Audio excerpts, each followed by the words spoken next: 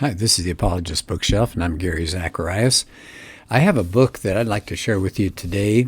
It's called The Surprising Rebirth of Belief in God. Great title, huh? Subtitle, Why New Atheism Grew Old and Secular Thinkers Are Considering Christianity Again. Boy, I think that's good news.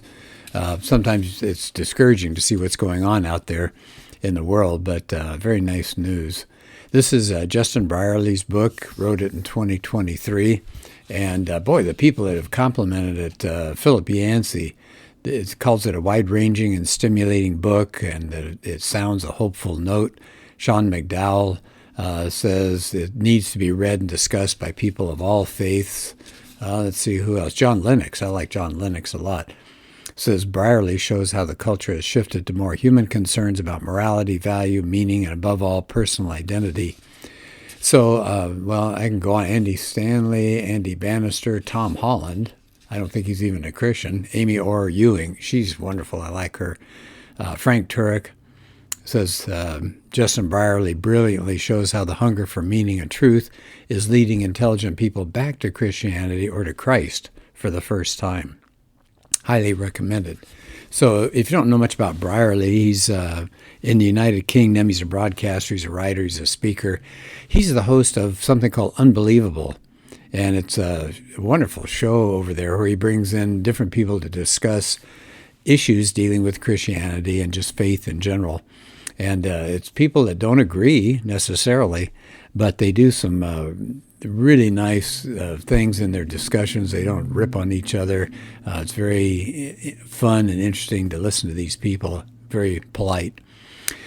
So, one more thing about Brierley. He wrote an original book. First book was called Unbelievable, subtitle, Why After 10 Years of Talking with Atheists, I'm Still a Christian. And that came out in 2017. You might be able to find that one used.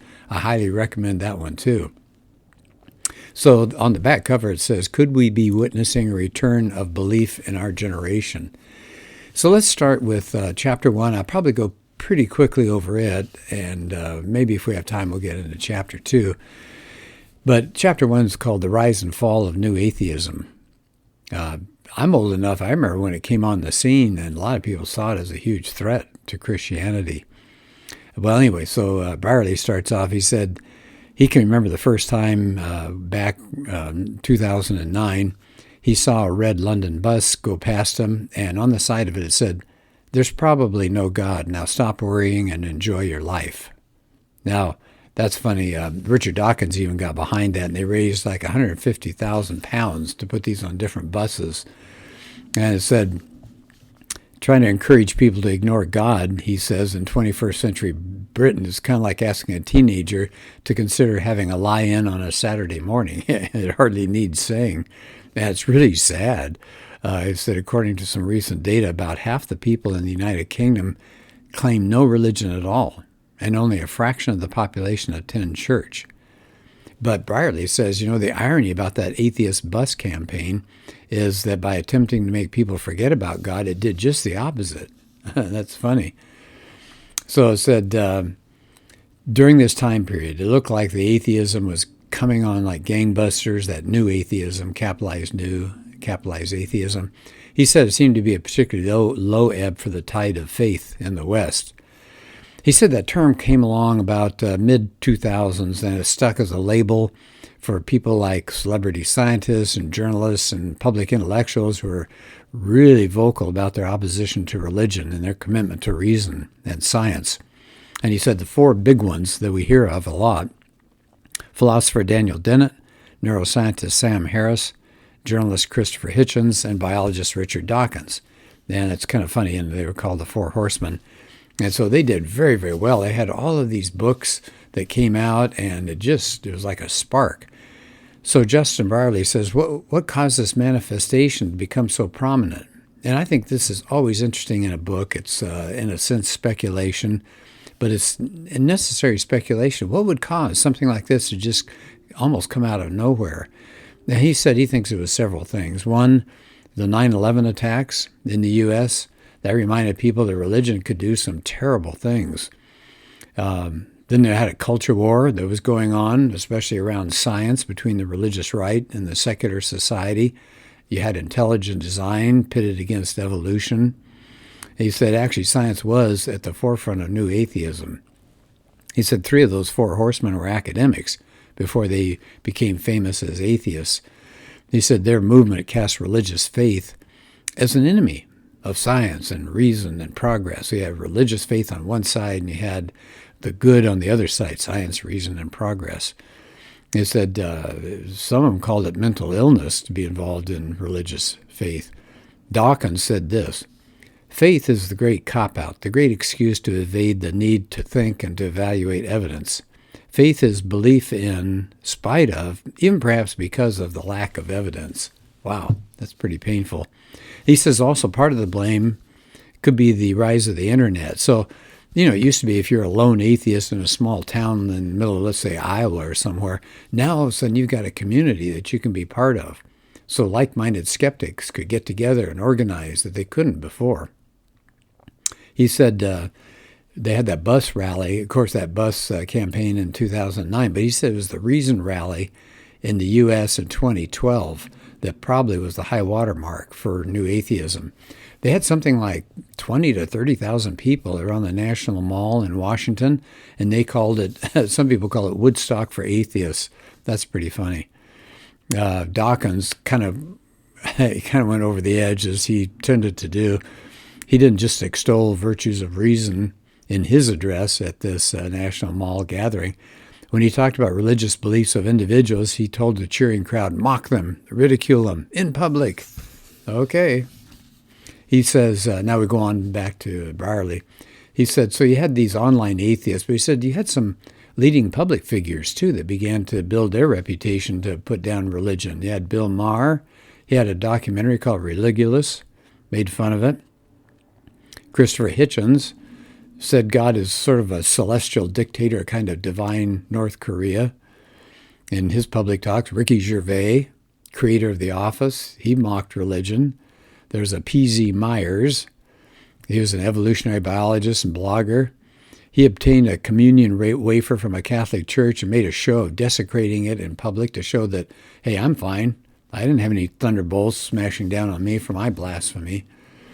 So he said you had a sense of superiority that was kind of coming along here. Atheists were seeing themselves as the ones who were involved with science and facts and reason.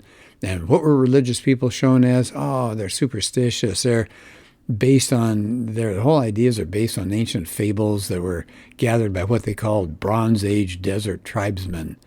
So atheism was turning into not just thinking there's no God, it was anti-theism.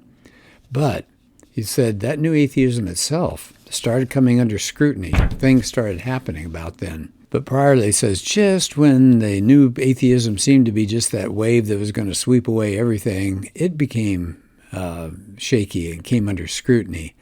He said they started calling themselves the Brights. Sounded real positive and all. And he said, meanwhile, there were some atheist voices that were not these guys that were starting to air their concerns. Like one was a novelist, Philip Pullman, and he took aim at his in some of his books against religion, but he said he was unhappy about the atheist bus campaign. Professor Michael Ruse, he's a well-known philosopher of science. He started writing articles saying the new atheists were just being bombastic and it was actually doing a disservice to scholarship. Another critic was an atheist philosopher, Daniel Kame, C-A-M-E, and he actually wrote a public letter to Richard Dawkins, and he was criticizing him for taking aim at easy targets, but running away from Christianity's most serious intellectual advocates. Now, think about this. Dawkins refused more than once to debate philosopher William Lane Craig, a notable Christian thinker. Dawkins was happier taking on easier pickings. So he said, the new atheist said, God is a delusion. And then Brierley said, but what had it erected in its place?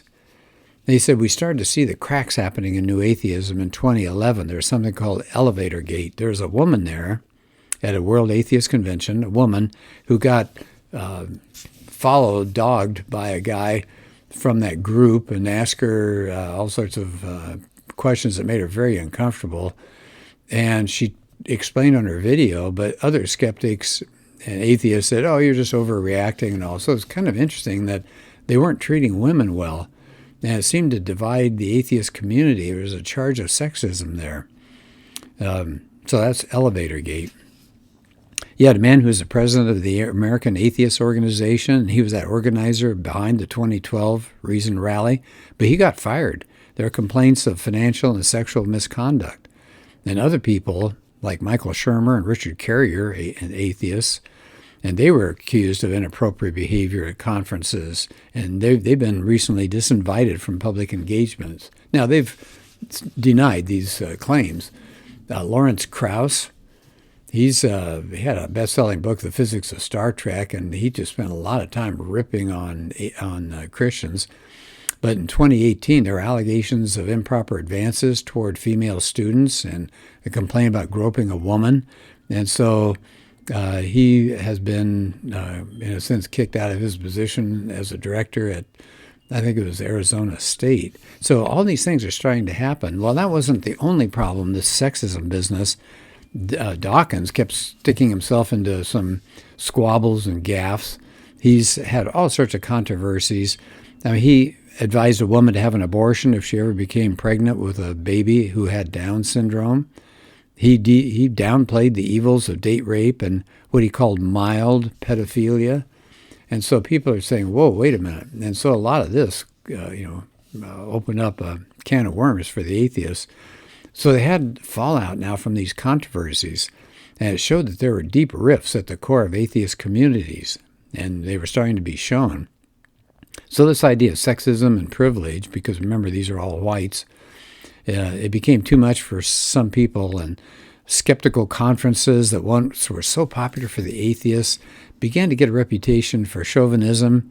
Feminist skeptics were saying, stay away from them. There are no women there, and when there are women there, they get put down.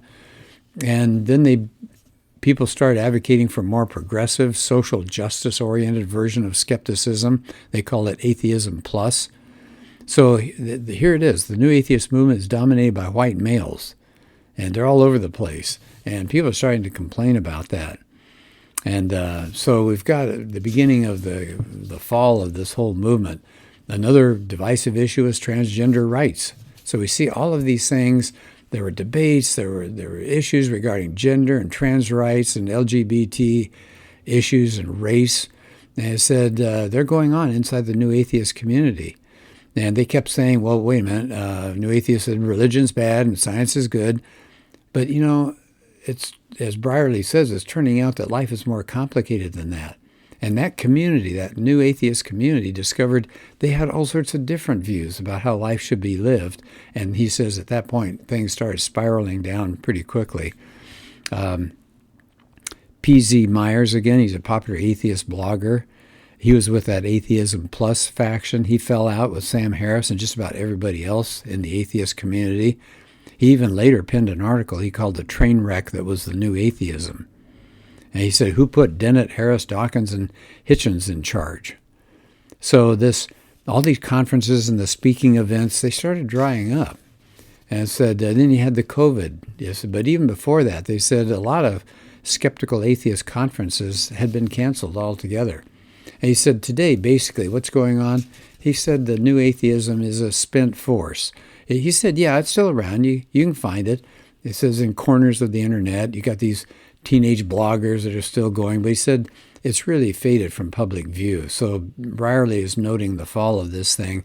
He says you're ending up with warring factions within the atheist community. And he said there was a waning of sympathy among the general public. Because at first it sounded like a real principled stand against religious dogmatism. Now it sounded like its own form of dogmatism. And that began to wear pretty thin with a lot of people. So New Atheism had actually become a religious cult itself, in a sense. So it was more than just disbelief in God. I mean, they had the high priests, right? There's the four horsemen. They had their sacred texts. Science was what they worshiped, and naturalism, the idea that everything that is around us that exists can be explained by matter and motion and blind forces of nature. That was their creed, naturalism. They gathered to celebrate their beliefs, to praise the wonder of science, and to hear their leaders preach. He says atheists who question that orthodoxy or lost their faith were heretics. And oh man, did they get it. Big time. Brierley said he's starting to find more and more non-believers who want to distance themselves. He says this is what he's hearing. I'm an atheist, but not the Richard Dawkins sort. So primarily, he said part of the problem was that the atheist movement had rallied against rallied around what it was against, and that's religion.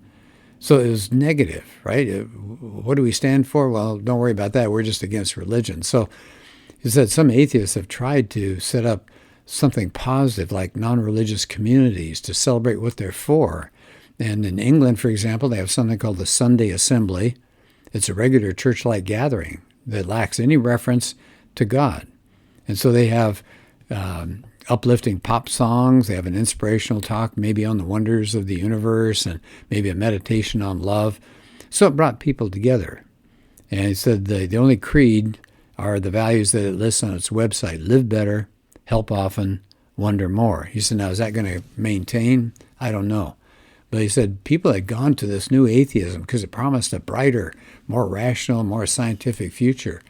And they held it, they thought it held the key to human flourishing. But what happened? Was science the alternative to God? Maybe that was an objective truth, but science turns out, as Brierley says, to be a poor substitute for a savior. Why? This is a powerful part of his chapter here. He says science can tell all of us that the universe arose, but not why it's there. It can tell people what you consist of chemically, but it can't tell you what you're worth.